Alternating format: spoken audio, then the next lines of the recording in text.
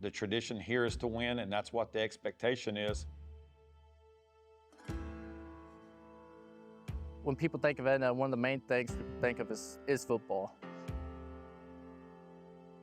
There is no win, it's just year round. Friday night lights always in my head.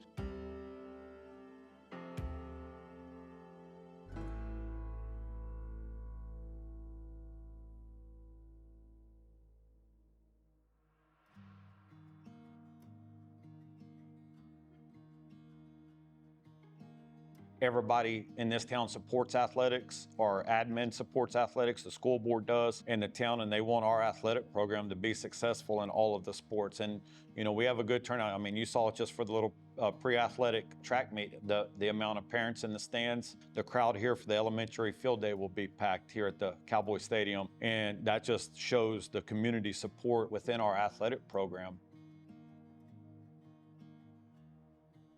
My time in Edna, this is my third year being in Edna playing football, and it's just from the community, it's a lot of support and a lot of nice people, you know, always wanting to know how you're doing and everything. I still attend.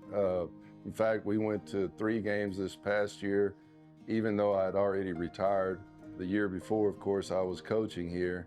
I plan on doing the same thing this year. Edna's pretty good about supporting their ball clubs, and not just in football. If their child's in a sport, they're going to back them.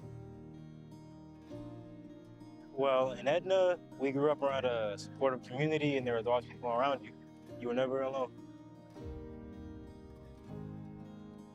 They are very supportive of the sports. Our PE teacher actually this year, he got us a plaque for winning state.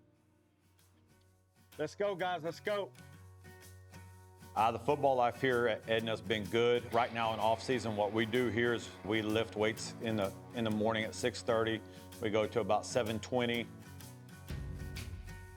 We can't do spring football like the bigger schools do with the practices and the pads, but our spring football will be done during the period in just shorts and t-shirt.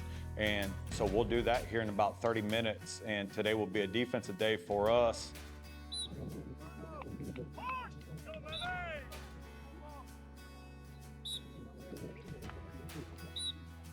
Right now we're learning new plays, getting ready there, and then being in the weight room and on the field as much as possible, working on speed and strength.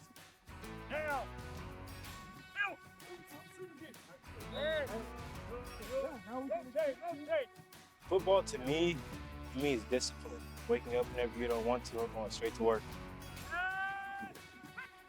Good.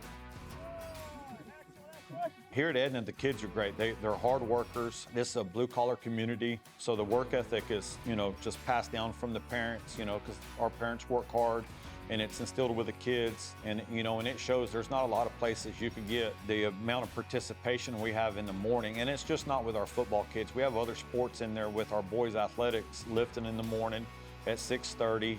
So with our kids, they're not afraid to work. They're not afraid to be pushed hard. They expect to win. The tradition here is to win, and that's what the expectation is. Coming out of this program, every coach wants to win. You got to build these kids ready for life, and that's my biggest thing. My son is up at Texas Tech, and he helps out with the football program there. And Coach McGuire has that when you walk in Tech in their football facility. And like every football coach, you steal things. And I brought that here at Edna, our brand, and it talks about we want to be the toughest, hardest working, and most disciplined football team. And not only do I want that for our football players, but I want that in every sport. When you play the Edna Cowboys and Cowgirls, I want you to be in for a dogfight.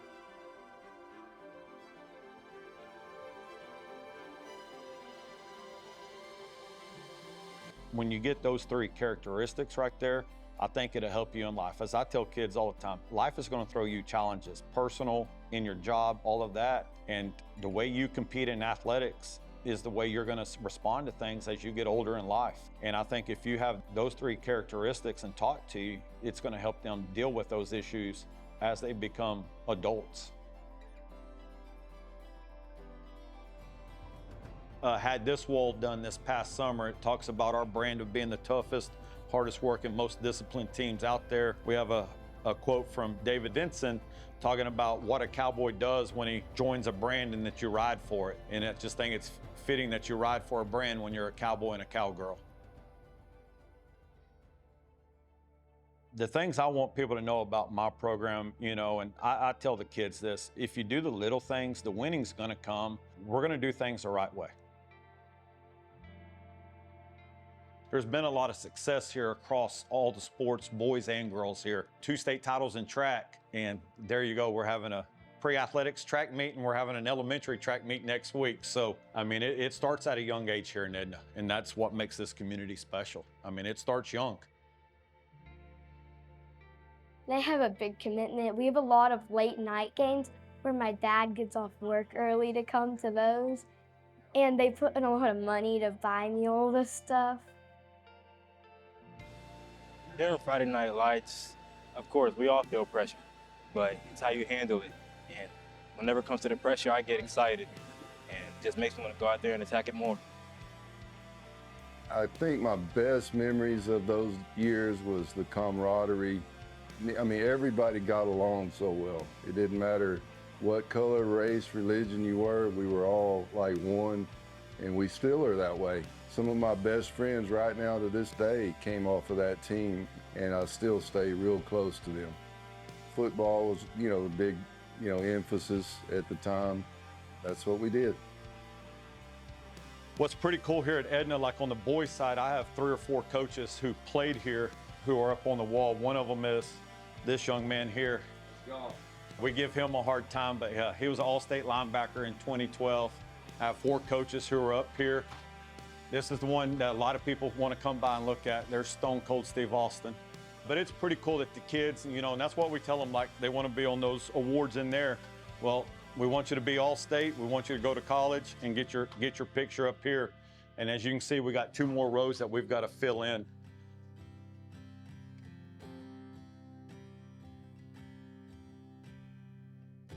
A kid that's probably changed my perspective and overall, I mean, when you coach your own kid, it's hard. My son was on my bus with us since he was probably in the 5th grade, from being a ball boy and all of that. And then as he got into 7th grade, that was my first AD head football job. So now you're coaching your kid and you're coaching other kids. So you got to learn how to be a dad and a coach. And I just said, look, I'm your dad. So if we're out there, you can call me dad. You know, you ain't got to call me coach. Being able to tote that line of everybody's gonna say, well, that's his kid. I was probably harder on my kid than I should have been, and it was just because he was my kid and I didn't want people to see the difference. So that's probably my most memorable, and the way he made me mold as a coach. But you know, I've coached some great young men. I really have. I have 2 kids that I've coached that probably still text me on Father's Day, and they're not my kids, and they text me Happy Father's Day. And you know, one of them was, I was just an offensive coordinator at Ingleside, and he's now a coach.